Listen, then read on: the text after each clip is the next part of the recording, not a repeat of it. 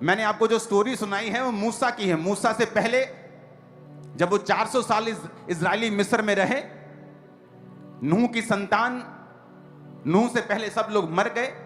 नूह से पहले फिर वो बड़े बड़े लोग होते थे जो हजार हजार 900 साल, 930 साल, 969 साल जीते थे, 950 साल जीते थे। और फिर आदम था। मैंने आपको पूरी बाइबल जब से उत्पत्ति हुई आपको सुनाई है आज आसान शब्दों में, ताकि आपको समझ आए। आज जिस विषय में मैं आपसे बात करने वाला हूं, अपने पड़ोसी को बोलो, अपने दिल से, अपनी आत्मा से इसे सुनना। फिर से बोलो अपने पड़ोसी को, अपने दिल से, अपनी आत्मा से इसे सुनना। आमीन।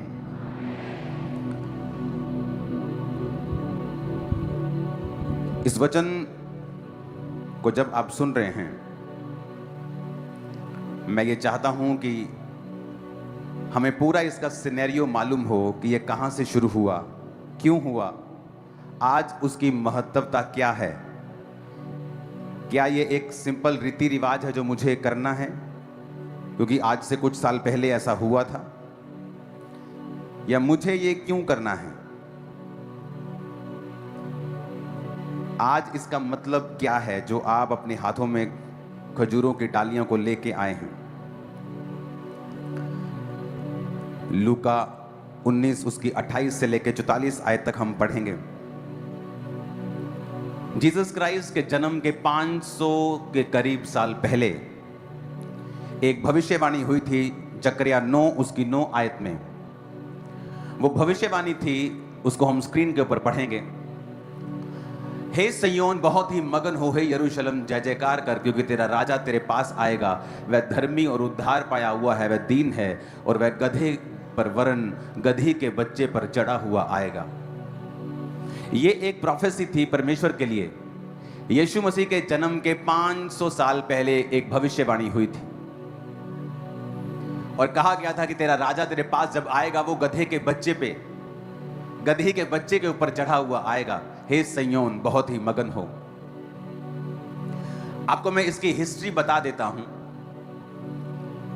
कि परमेश्वर ने जब अपनी कौम को चुना था, परमेश्वर ये चाहता था कि मेरी कौम मेरे वचनों के अनुसार चले, और ये जो हुक्म मैं उसे देता हूं ये उसको माने, और मैं अपनी कौम का राजा हूंगा और मैं अपनी कौम का अगुवा हूंगा।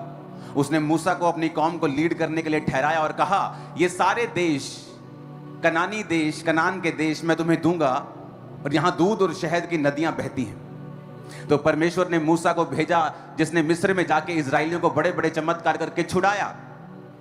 फिर उसके बाद वो लोग चलते गए और मूसा की परीक्षा करते रहे और परमेश्वर की परीक्षा करते रहे, व्यभिचार करते रहे, बहुत चीजें करते रहे, और फिर वो मरते रहे, और अंत में जाकर वो उन देशों में पहुंचे। उन देशों में जब वो पहुंचे तो उन देशों की रीति के अनुसार चलने लगे, क्योंकि परमेश्वर ने कहा था जब तुम कनान पर कब्जा कर लेना तो किसी को भी उनको रखना मत, सब नाश कर देना। लेकिन बाइबल कहती है उन्होंने परमेश्वर के वचनों को तोड़ा, और अपने घर में नौकरी करने के लिए, अपने खेतों में नौकरी करने के लिए उन्होंने कुछ लोगों को रखा, और वो लोग जो दूसरे धर्मों को मानते थे वो बीच में रहे। और इजराइल के लोग भी, जब मूसा की पीढ़ी के सब लोग मर मिटे तो वो भी उन लोगों को पूजने लगे जिनको वो पूजते थे, और परमेश्वर ने उनको शत्रुओं के अधीन कर दिया। जब वो शत्रुओं के अधीन होते थे तब न्यायी लोग उठते थे। सैमसन एक न्यायी था, गिदोन एक न्यायी था। तो इस तरह के न्यायी लोग उठते थे और उनकी अगुवाई करते थे। जब न्यायी मर जाता था, इजरायली फिर पाप करने लगते थे, व्यभिचार करने लगते थे, अलग अलग तरह की पूजा करने लगते थे, और परमेश्वर फिर नाराज होता था और उनको शत्रुओं के वश में कर देता था। फिर उन्होंने परमेश्वर से राजा मांगा और परमेश्वर उससे भी नाराज हुए, और प्रभु ने फिर उनको राजा दिया, शाऊल, और फिर उसके बाद दाऊद, जो परमेश्वर की मर्जी के अनुसार चला। लेकिन परमेश्वर उनसे नाराज था क्योंकि परमेश्वर खुद उनका राजा था। इसलिए परमेश्वर ने शमूएल से कहा, उन्होंने राजा मांगकर मुझे तुच्छ समझा है, मुझे निकम्मा समझा है, इसलिए तू उनको राजा दे दे, क्योंकि वो अन्य जातियों के अनुसार चलना चाहते हैं। पर उनको ये बता दे कि वो राजा उनके बच्चों से क्या क्या करवाएगा, वो उनकी जमीनों का टैक्स लेगा, वो सब कुछ उनके साथ करेगा। वो कहते हमें मंजूर है। और तब राजाओं का युग शुरू हुआ। तब पहला राजा शाऊल हुआ, उसके बाद दाऊद हुआ, उसके बाद सुलेमान, उसके बाद राजा लोग बदलते गए। और वचन कहता है राजा लोग परमेश्वर के वचनों की खिलाफत करने लगे और परमेश्वर के वचनों के खिलाफ चलने लगे, तो परमेश्वर ने फिर उनके शत्रुओं को भेजा और वो उन पे कब्जा करने लगे। और फिर राजा जब तौबा करता था, परमेश्वर फिर से उनको ताकत देता था, फिर से वो शत्रुओं से छुड़ाए जाते थे और छुटकारा पाते थे। और ये चलता रहा। वो परमेश्वर के खिलाफ चलते रहे, परमेश्वर उनको माफ करता रहा, कुछ तौबा करते रहे, परमेश्वर फिर उनको रिस्टोर करता रहा। लेकिन एक दिन जब परमेश्वर की अति हो गई, जिस तरह नूह के टाइम पे परमेश्वर ने कहा था अति हो गई, अब मैं सबको नाश कर दूंगा, उस समय अति हुई और परमेश्वर ने लास्ट राजा को, अगर आप बाइबल की हिस्ट्री पढ़ेंगे यीशु मसीह के जन्म के 600 साल पहले से, तो उन राजाओं को परमेश्वर ने शत्रुओं के हाथ में कर दिया और फिर वो बेबीलोन में उनको लेके गए, फिर दूसरी बार लेके गए। और बाइबल कहती है उसके बाद परमेश्वर के भवन को नष्ट कर दिया गया, क्योंकि इजरायली पापी निकले। मैं ये हिस्ट्री क्यों बता रहा हूं, आपको अब समझ आएगा कि क्या पाम संडे के पीछे की क्या स्टोरी है। तो वचन ये कहता है कि जब वो वहां पे पहुंचे बेबीलोन में, तो भविष्यवाणी थी कि बेबीलोन से फिर वो वापिस आएंगे, क्योंकि परमेश्वर अपने लोगों की सुधि लेगा जब वो प्रार्थनाएं करेंगे। अपने पड़ोसी को बोलो, जब वो प्रार्थना करेंगे। ऊंची आवाज में बोलो, फिर से कहो अपने पड़ोसी को, जब वो प्रार्थना करेंगे तो परमेश्वर फिर से उनको वापस भेजेगा। और वचन कहता है परमेश्वर ने अपने नबियों को वापस भेजा बेबीलोन से, और उन्होंने परमेश्वर के भवन को जो नष्ट कर दिया गया था दोबारा बनाया। वचन यह भी कहता है कि उसके बाद नेहेमिया, परमेश्वर ने नेहेमिया को फिर से भेजा और उसने भवन के आसपास की यरूशलेम की सब दीवार को बनाया। कितने इस बात को समझ गए हैं?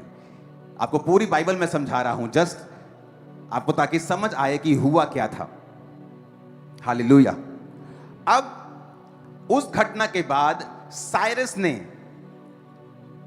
जब यरूशलेम में ज्यूज को भेजा, यीशु मसीह के 300 साल पहले अलेक्जेंडर ने फिर वहां पे राज्य किया। यीशु मसीह के 200 साल के करीब वहां पे सीरियन लोगों ने राज्य किया। यीशु मसीह के 167 साल पहले वहां पे सब कुछ बैन कर दिया गया। यीशु मसीह को मानना, यहोवा को मानना बैन कर दिया गया। यीशु मसीह के जन्म के 165 साल पहले यहूदी लड़े और अपनी इंडिपेंडेंस को वापस लिया। अब यहां से शुरू होती है स्टोरी। यीशु मसीह के 160 साल पहले यहूदी लोग वापस लड़े और उन्होंने अपनी इंडिपेंडेंस को वापस ले लिया। और वहां से हनुका फेस्टिवल जो यहूदी लोग मनाते हैं उसकी शुरुआत हुई थी। अब जब 100 साल बीत गए और वहां पे यहूदी लोग राज्य कर रहे थे, तो 2 भाई थे वहां पर, और जो वो 2 भाई थे वो यहूदी थे, और उनके बीच में लड़ाई हुई कि अब यहूदियों का राजा जो था वो कौन बनेगा। और दोनों भाई यहूदी यहोवा को मानने वाले आपस में लड़ने लगे। और जब वो आपस में लड़ने लगे तो जो रोमन जनरल था, पोम्पी द ग्रेट उसका नाम था, उसने उनकी लड़ाई के बारे में सुना। हालेलुया। और दोनों भाइयों ने मिस्टेक ये की कि यहोवा को मानते हुए एक अन्य जाति रोमन जनरल को कहा। दोनों भाइयों ने अपनी अपनी जगह से चिट्ठी भेजी कि हम दोनों आपस में लड़ रहे हैं, मैं राजा बनना चाहता हूं, ये राजा बनना चाहता है, तो मेरी ओर से लड़। और एक अन्य जाति राजे को अपने घर की सारी सिचुएशन बता दी। जब अन्य जाति राजे को सारी सिचुएशन मालूम हुई कि ये 2 यहूदी जिन्होंने यहूदा को अभी इंडिपेंडेंस लिए इजराइल को 100 साल हो गए थे, अब ये यहाँ पे लड़ाई शुरू हो चुकी, सिविल वॉर टाइप गृह युद्ध शुरू हो चुका है कि अब राजा कौन बनेगा। और उसने डिसाइड किया कि वो आएगा और कब्जा करेगा। और यीशु मसीह के जन्म के 6 दशक पहले उसने वहां पे कब्जा कर लिया। और वहां पर उस लड़ाई का फायदा उठा के कि एक भाई कह रहा है मेरी ओर से लड़, दूसरा कह रहा है मेरी ओर से लड़, और उसने दोनों के ऊपर कब्जा किया। और वहां से रोमन शासन की शुरुआत हुई, जिस शासन में प्रभु यीशु मसीह ने जन्म लिया। अब ध्यान से समझना, जब यहां पर आपको 60-70 साल हो चुके हैं रोमन शासन के अधीन, तब लोगों ने वचन को निकाला और वचन में लिखा था, देख सिय्योन मगन हो, क्योंकि जय जयकार कर, क्योंकि तेरा राजा तेरे पास आएगा।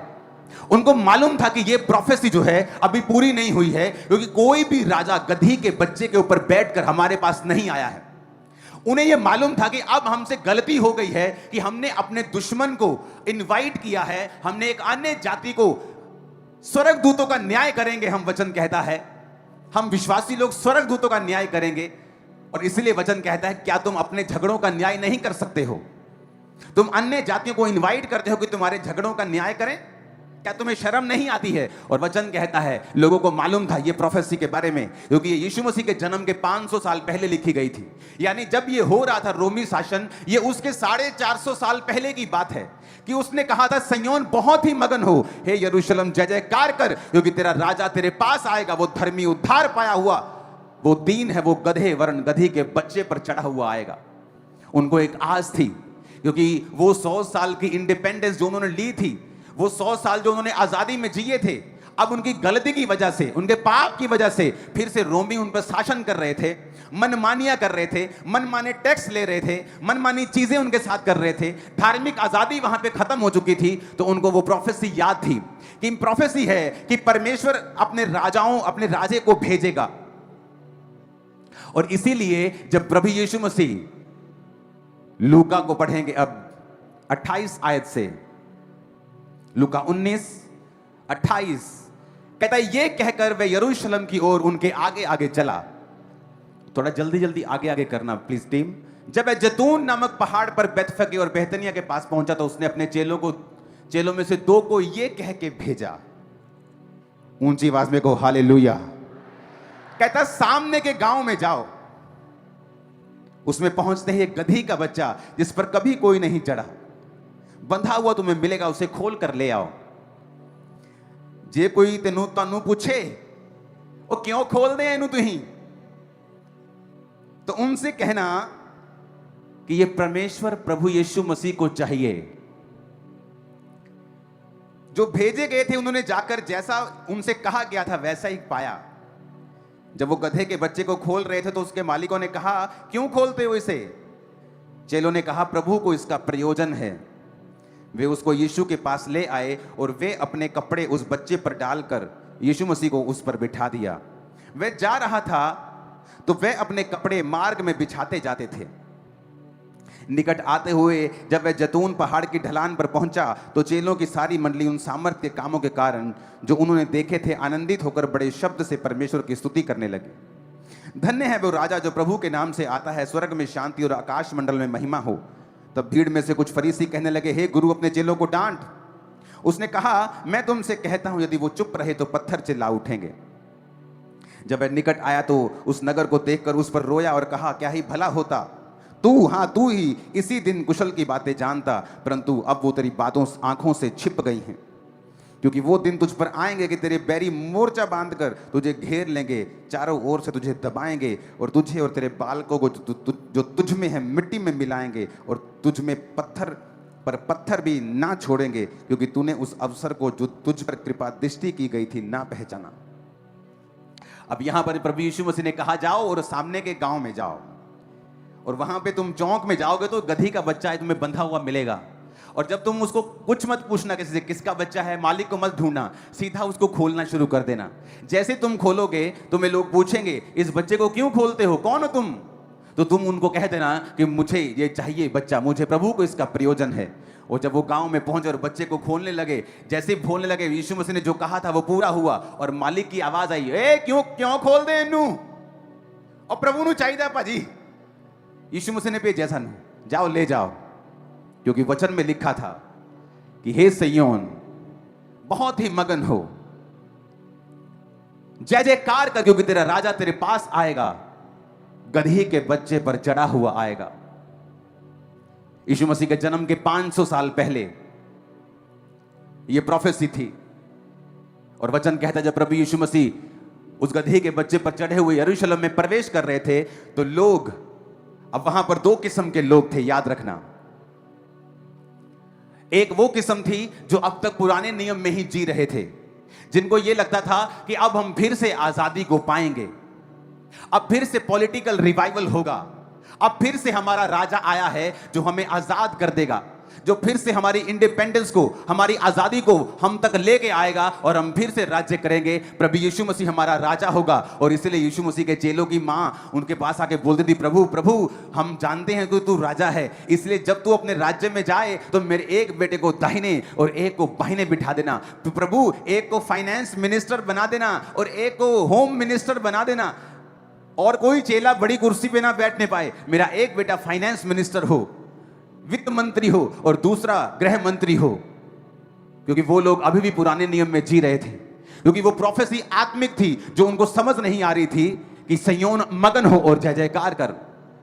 ये आत्मिक प्रोफेसी थी। और इसीलिए जब प्रभु यीशु मसीह अपने चेलों के साथ और गधी के बच्चे पर बैठे हुए आए, क्योंकि राजा जब शांति का प्रतीक देता था तो वो हमेशा गधे पर आता था, और जब उसने लड़ना होता था वो घोड़े के ऊपर आता था। हमेशा अगर आप देखेंगे तो वो घोड़े के ऊपर आता था। उस समय जो रोमी थे, जब वो उस फेस्टिवल में आते थे, वो पूरी मिलिट्री पावर को लेके आते थे और डेमोन्स्ट्रेट करते थे। जब रोमी उस फेस्टिवल में यरूशलेम में आते थे, राजा लोग आते थे, तो वो पूरी मिलिट्री के साथ धकड़ धकड़ धकड़ धकड़ पूरा डेमोन्स्ट्रेशन करते थे पावर की। जिस तरह आज डेमोन्स्ट्रेशन होती है, मेरे पास ये मिसाइल है, ये परमाणु है, ये, तो वो भी डेमोन्स्ट्रेट करते थे उन दिनों में राजा लोग, कि प्रजा को मालूम हो, इन लोगों को मालूम हो कि हम कितने पावरफुल हैं। और दूसरी तरफ प्रभु यीशु मसीह डेमोन्स्ट्रेट नहीं कर रहे थे, बल्कि गधी के बच्चे पर, कितना साइज होता है, छोटा सा होता है गधी का बच्चा, और उस पर बैठे थे और उस पर आ रहे थे, क्योंकि वो शांति का राजकुमार था, वो शांति का राजा था। वो पॉलिटिकल रिवाइवल करने नहीं आया था, वो सरकार बनाने के लिए नहीं आया था, वो एक आत्मिक राज्य को स्थापित करने के लिए आया था, आपको और मुझको पिता के साथ मिलाने के लिए आया था। वो इसीलिए आया था। और लोगों को समझ नहीं आई, और आधे लोग तो उसको होशाना होशाना कह रहे थे, क्योंकि वो जानते थे कि इसने सामर्थ के काम किए हैं और ये मसीहा है। और आधे लोग होशाना होशाना कह रहे थे, क्योंकि उनको लगता था कि अब ये राजा बन जाएगा, ये भविष्यवाणी पूरी होगी, क्योंकि वचन में लिखा है कि वो राजा गधी के बच्चे पर चढ़ा हुआ आएगा। इसका मतलब यीशु मसीह राजा है और हमें इस हुकूमत से वो आजाद करवाएगा। इसीलिए जब प्रभु यीशु मसीह पकड़े गए, तो वही लोग जो स्वागत कर रहे थे, उनमें आधे लोग कह रहे थे, नहीं, ये वो राजा नहीं हो सकता, क्योंकि अगर ये राजा होता तो इसने अपने आप को कैसे पकड़वा दिया?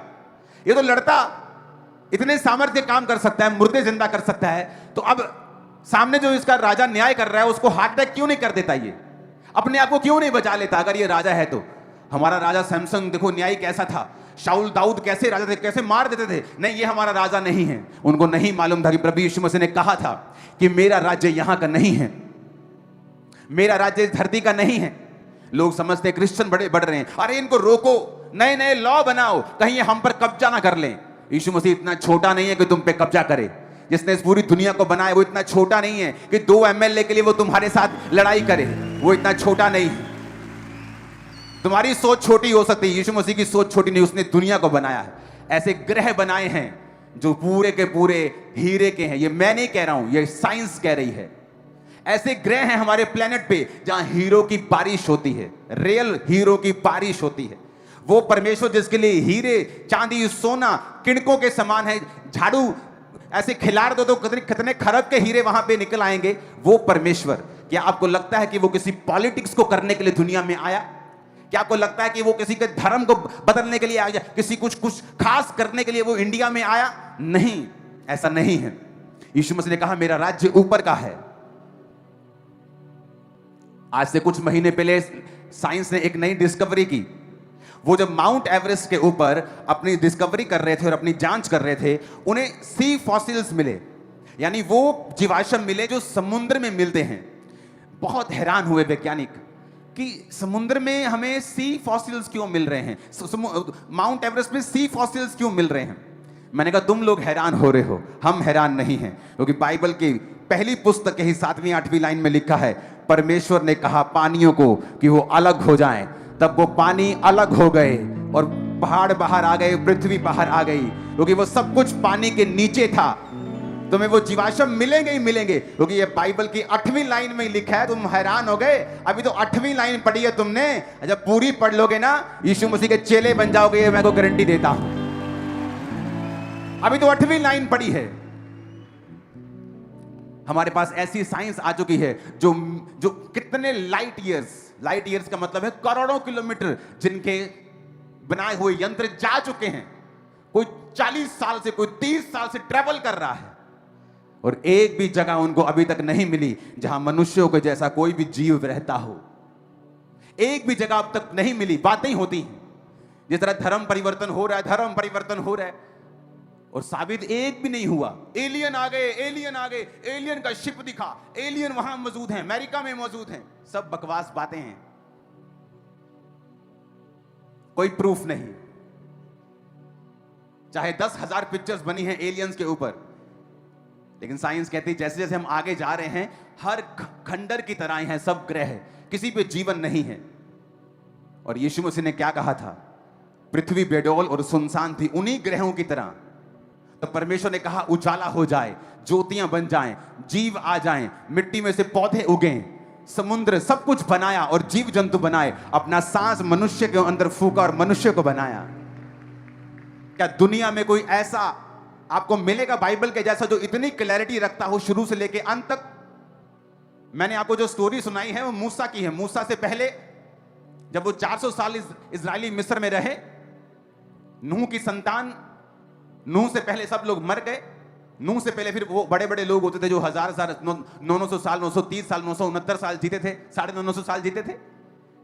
और फिर आदम था। मैंने आपको पूरी बाइबल जब से उत्पत्ति हुई आपको सुनाई है आज आसान शब्दों में, ताकि आपको समझ आए कि अब माउंट एवरेस्ट के ऊपर समुद्र के जीवाश्म मिले हैं जो समुद्र में मिलते हैं। कहते यहां भी कभी पानी था। मैंने कहा तुम्हें आज पता है, मुझे 20 साल पहले मालूम हो गया था, जो बाइबल पढ़ी थी कि यीशु ने कहा, परमेश्वर ने कहा था। आप कैसे समझ सकते हो कि वचन जो है वो असली है? अपने पड़ोसी को बोलो, ये तेरी जिंदगी बदल सकता है। हालेलुया।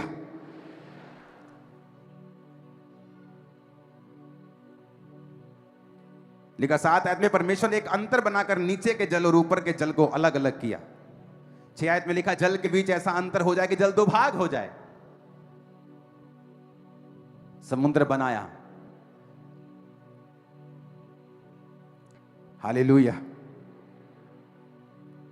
9 आयत में लिखा, परमेश्वर ने कहा आकाश के नीचे का जल एक स्थान में इकट्ठा हो जाए और सूखी भूमि दिखाई दे। माउंट एवरेस्ट जो पहाड़ है उससे भी बड़ा पहाड़ समुद्र के नीचे है। अगर आप स्टडी करें तो वो भी एक दिन पानी के नीचे था।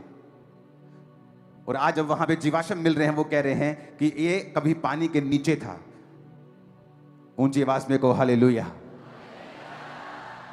अब वो भविष्यवाणी पूरी हो रही है और सब लोग यीशु मसीह का स्वागत कर रहे हैं। खजूरों की डालियों के साथ क्यों? क्योंकि खजूरों की डालियां वो लोग इस्तेमाल करते थे।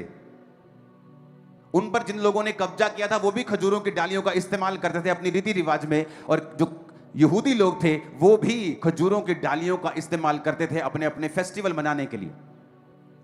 प्रकाशित वाक्य अगर आप पढ़ेंगे, उसकी 7 बाब के 9 आयत में लिखा है, जो स्वर्ग की एक आयत है जो स्वर्ग में होगा। प्रकाशित वाक्य 7 उसकी 9 आयत,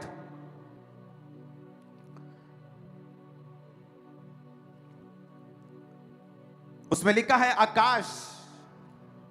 इसके बाद मैंने दृष्टि की, देखो हर जाति, कुल, लोग और भाषा में से एक बड़ी भीड़ जिसे कोई गिन नहीं सकता। अपने पड़ोसी को बोलो, इसके बाद मैंने दृष्टि की और देखो हर एक जाति, कुल, लोग और भाषा में से एक बड़ी भीड़ जिसे कोई गिन नहीं सकता, श्वेत वस्त्र पहने और अपने हाथों में खजूर की डालियां लिए हुए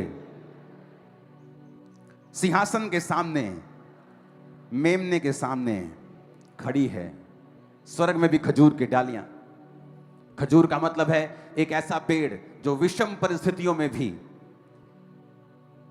जो रेत में भी आपको फल दे सकता है और सूखता नहीं है, जिसको बाहरी वातावरण की जरूरत नहीं है, वो लड़ सकता है, वो फल दे सकता है, वो हरा भरा भी रह सकता है। और यीशु मसीह जब आ रहे थे तो लोग कई तो ये सोच रहे थे कि ये हमारा राजा है, ये पॉलिटिकल रिवाइवल ला देगा, और कुछ लोगों को पता था क्योंकि वो जानते थे कि इसने सामर्थ्य के काम किए हैं, ये परमेश्वर का राजा है, ये परमेश्वर का बेटा है, ये आत्मिक राज्य को स्थापित करने के लिए आया है।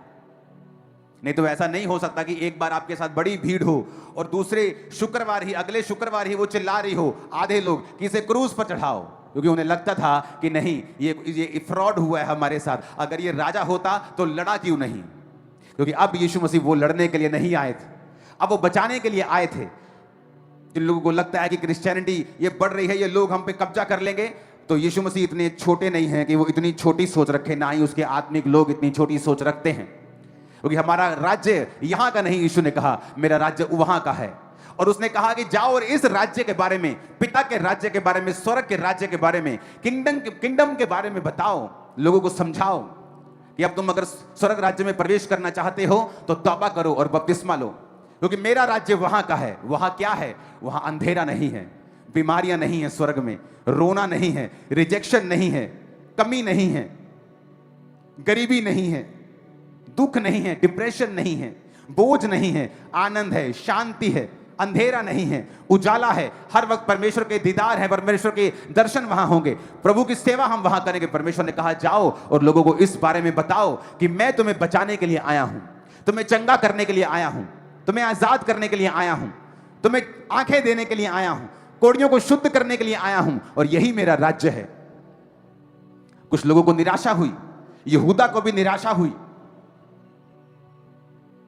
कि सब कुछ बना बनाया पड़ा है सामने, लोग परमेश्वर के साथ हैं, पैसा परमेश्वर के पास है, पता नहीं है क्यों नहीं राजा बनना चाहता है, पता नहीं इसको क्या आत्मिक पड़ी है। दाऊद भी तो आत्मिक था, नेहम्याह भी तो आत्मिक था, ये क्यों ऐसी बातें कर रहा है, क्यों नहीं फायदा उठा रहा, क्यों नहीं लोगों की सेंटीमेंट को समझ रहा, क्यों प्रोफेसी की ओर ध्यान नहीं दे रहा कि हमारा राजा गधी के बच्चे में बैठकर आएगा, ये लगता है इसको कुछ करना ही पड़ेगा। और गया और 30 सिक्कों में जाके परमेश्वर को बेच दिया और कहा जिसको मैं चूम लूंगा आकर उसी को पकड़ लेना, क्योंकि वही मसीहा होगा।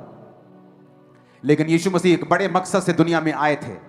उनका मकसद पॉलिटिकल रिवाइवल करना बिल्कुल नहीं था, उनका मकसद सिर्फ इजराइल को छुड़ाना नहीं था, उसका मकसद मुझे और आपको छुड़ाना था जो इजराइल से दूर रहते हैं। अन्य जातियों तक परमेश्वर की महिमा का सुसमाचार पहुंचे, नहीं तो क्या होता, लोगों को उद्धार सिर्फ यहूदियों को मिलता, अन्य जातियों को उद्धार मिलता ही नहीं। क्योंकि फिर से एक राजा खड़ा होता, फिर से इजराइल स्वतंत्र हो जाता, फिर से वो अपना अपना महिमा करते, प्रभु को मानते, लेकिन अन्य जातियों तक सुसमाचार कभी ना पहुंचता।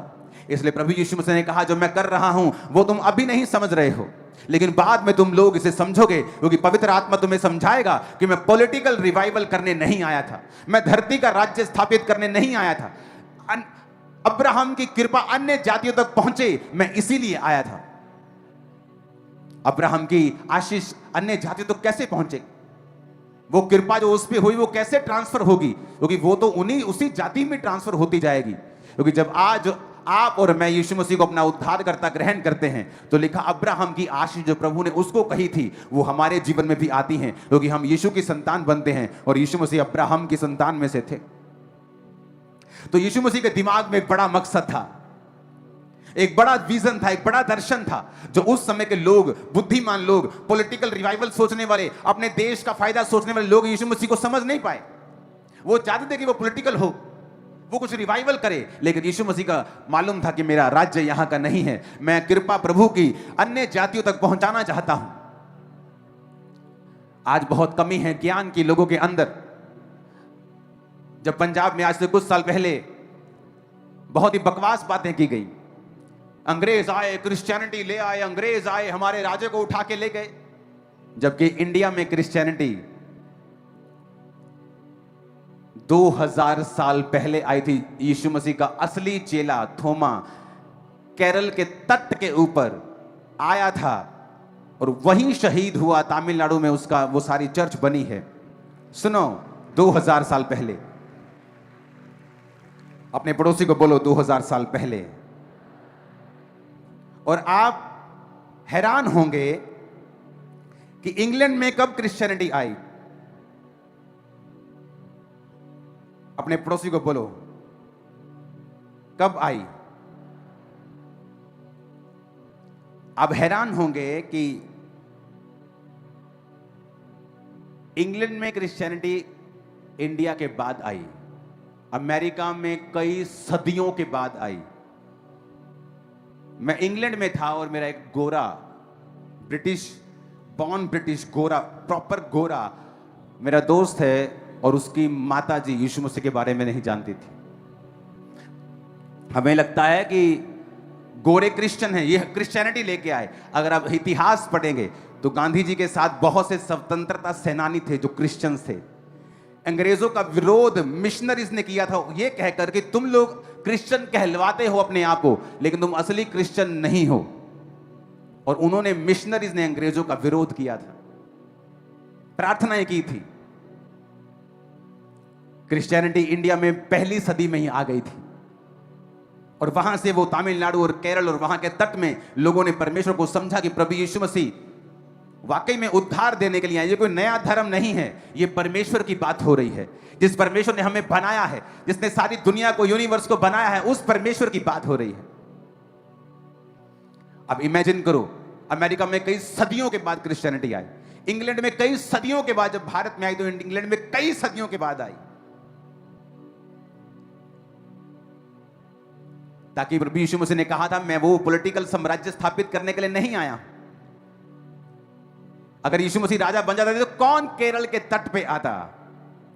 मैं भी मर जाता अपनी बीमारी और नशों में, और आप भी। और इसीलिए लोग जब परमेश्वर का वेलकम कर रहे थे, और जब उनको वो फायदा नजर नहीं आया, शुक्रवार कह रहे थे इसको क्रूस पे चढ़ाओ, इसको क्रूस पे चढ़ाओ। और जो लोग परमेश्वर की सच्चाई को जानते थे, वो जानते थे कि प्रभु यीशु मसीह ये राजा नहीं है, वो हमारा असली वाला राजा है। ये छोटे वाला राजा नहीं है, ये बड़े वाला राजा है, राजाओं का राजा है, सर्वशक्तिमान परमेश्वर। आज जब ये वचन सुनने के बाद आप यीशु मसीह का स्वागत करेंगे, तो उससे कहें कि मैं अपने दिल में तेरा स्वागत करता हूं, उस राजा के रूप में जो हेवनली है, जो स्वर्गीय है। अपने पिता के रूप में मैं तेरा स्वागत करता हूं। मेरे जीवन में आ, मेरे परिवार में आ, मेरे फाइनेंस में, हर जगह पे आ खुदावन, और तू कब्जा कर।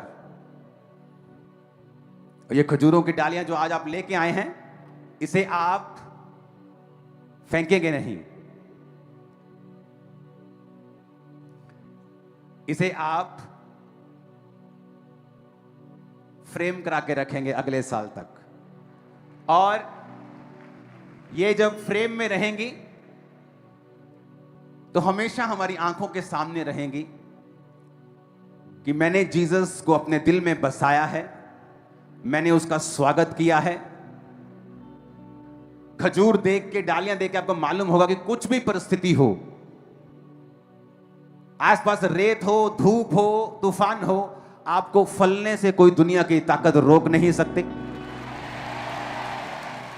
आप जब खजूर की डाली को देखेंगे, आपको हमेशा परमेश्वर की प्रेजेंस के बारे में मालूम होगा कि ये वही राजा है जो मेरे लिए आया था, ताकि मैं पापों से छुड़ा लिया जाऊं। उसने उन लोगों को नाराज कर दिया जो इसको असली वाला राजा, जो दुनिया का राजा, नकली वाला राजा बनाना चाहते हैं, असली वाले राजा से छोड़ के, क्योंकि मैं बचाया जाऊं, अन्य जाति लोग बचाए जाएं, वो चंगे हों, आजाद हों, यीशु मसीह को मान सकें।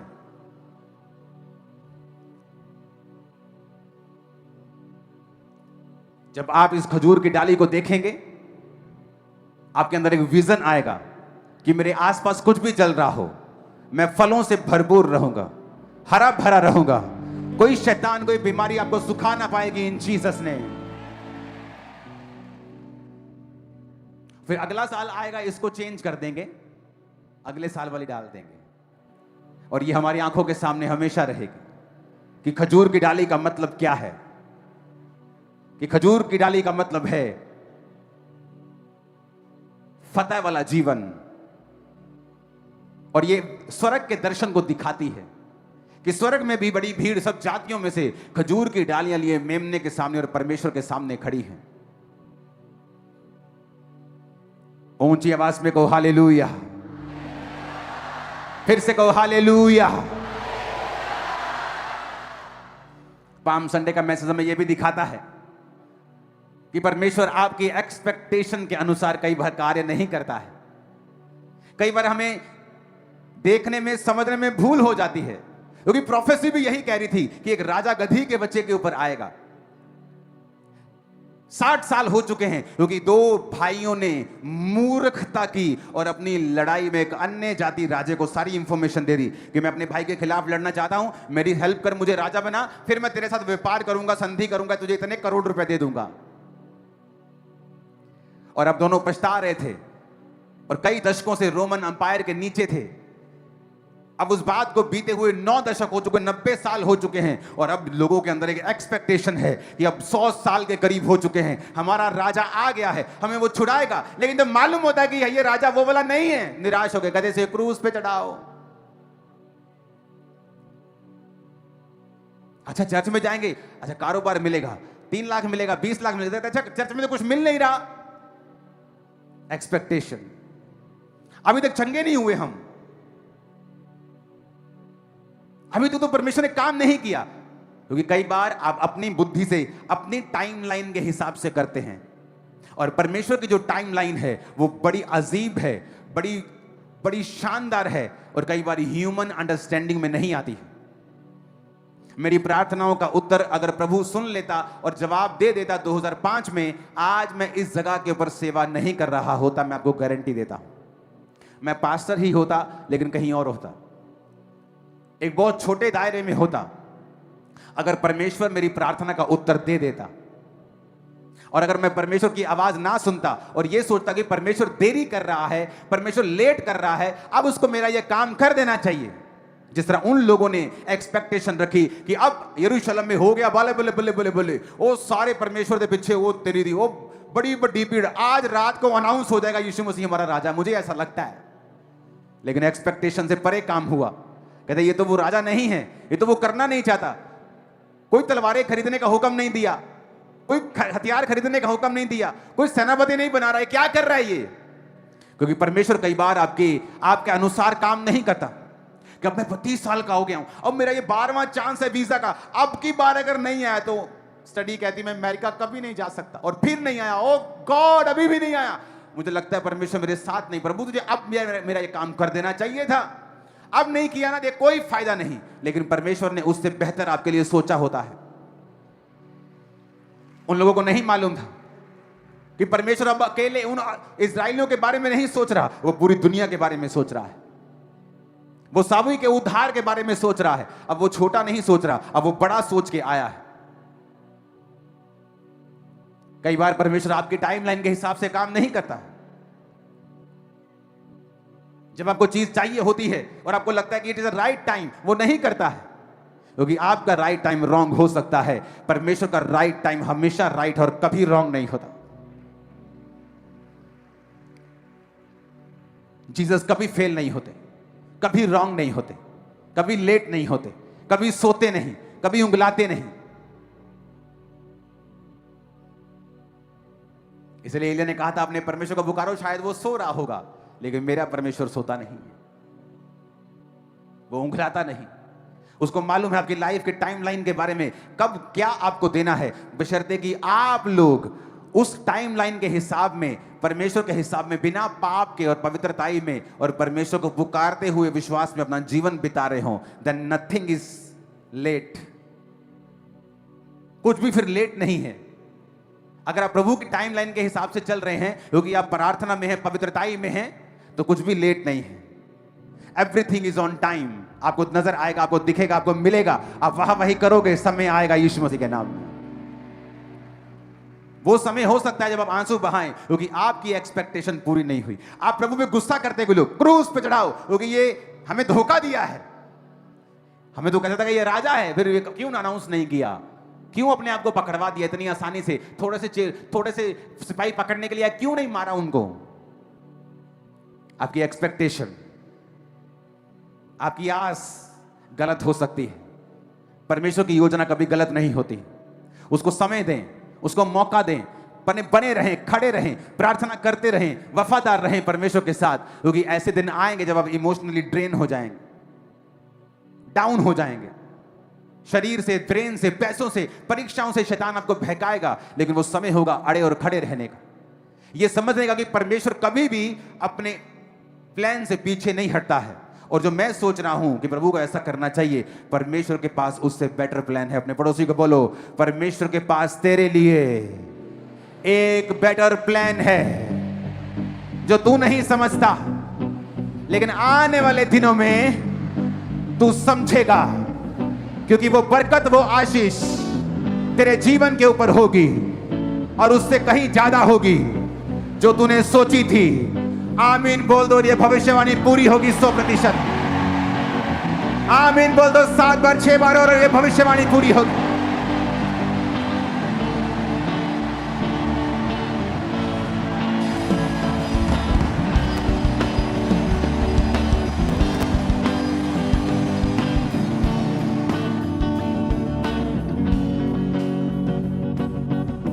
ऊंची आवाज में हालेलुया।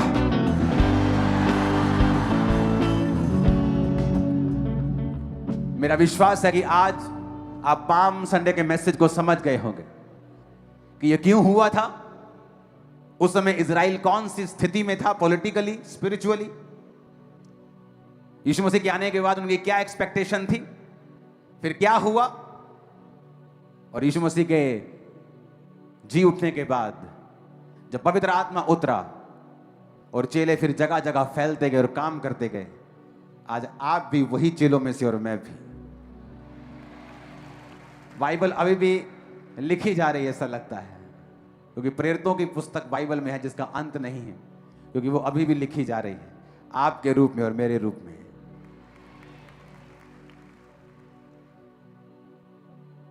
ऊंची आवाज में को हालेलुया। थर्सडे को आज यीशु मसीह ने प्रवेश किया और थर्सडे को परमेश्वर ने प्रभु भोज लिया, और ये थर्सडे वही प्रभु भोज है जो ओरिजिनल यीशु मसीह ने लिया था। तो मैं एक्सपेक्ट करता हूं आप और आपके घर का हर जीवित प्राणी थर्सडे को चर्च में हो और उस प्रभु भोज को ले। प्रभु भोज जो बैप्टाइज हैं वो ले सकते हैं, अगर बपतिस्मा नहीं लिया तो आज बपतिस्मा लें और प्रभु भोज को ग्रहण करें।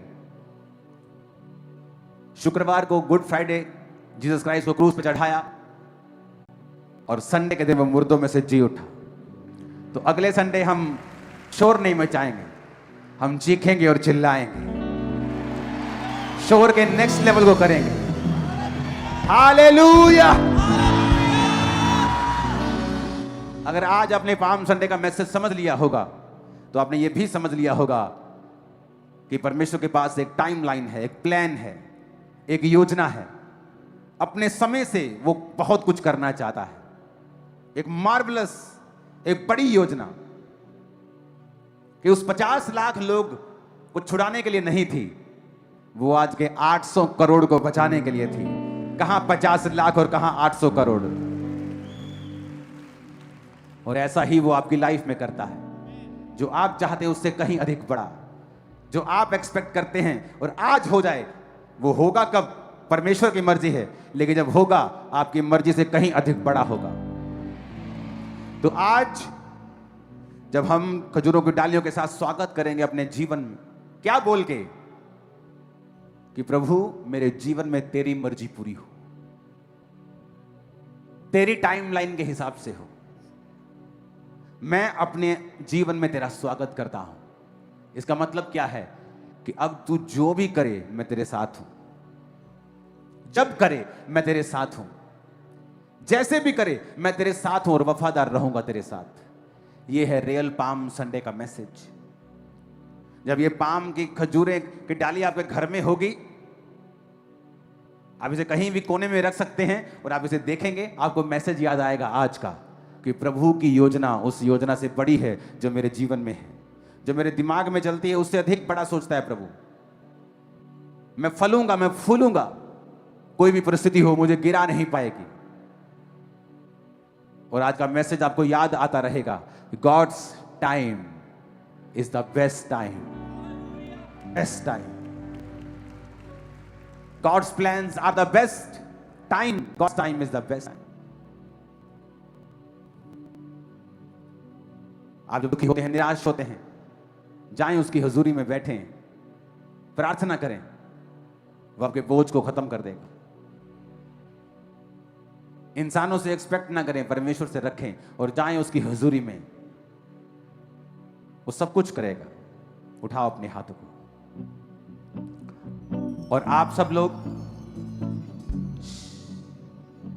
ये मैसेज को समझने के बाद जब आप डाली को हिलाएंगे तो इसका मतलब क्या है कि मेरी मर्जी नहीं, किसकी मर्जी पूरी हो? क्योंकि उसकी मर्जी बेटर है, बेस्ट है। किसके समय के हिसाब से हो? उसके समय के हिसाब से हो। और अपनी जिंदगी में आप उसका स्वागत जब करेंगे तो इसका मतलब है आप समर्पित कर रहे हैं अपना जीवन कि प्रभु मैं समर्पित करता हूं, मुझे भरोसा है कि तू जो मेरी जिंदगी में करेगा वो बेहतर होगा।